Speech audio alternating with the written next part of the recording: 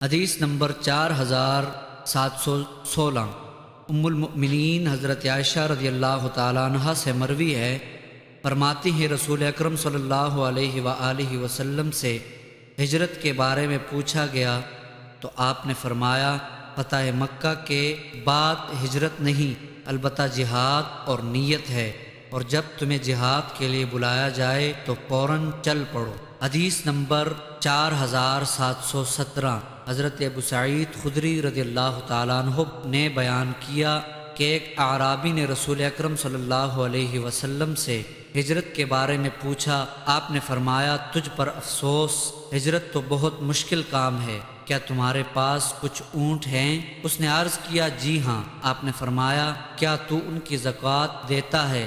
اس نے عرض کیا جی ہاں۔ آپ نے فرمایا سمندر کے پار عمل کرتے رہو، اللہ تعالیٰ تمہارے کسی عمل کو ضائع نہیں کرے گا۔ حدیث نمبر 4718 ایک اور سند سے بھی یہ حدیث مروی ہے، البتہ اس میں یہ ہے کہ اللہ تعالیٰ تمہارے عمل میں سے کسی چیز کو ضائع نہیں کرے گا، اور یہ اضافہ بھی ہے کہ جس دن اونٹنیاں گھاٹ یا چشمے پر آتی ہیں تو تم لوگوں کو ان کا دودھ دوہنے کی اجازت دیتے ہو؟ اس نے عرض کیا جی ہاں۔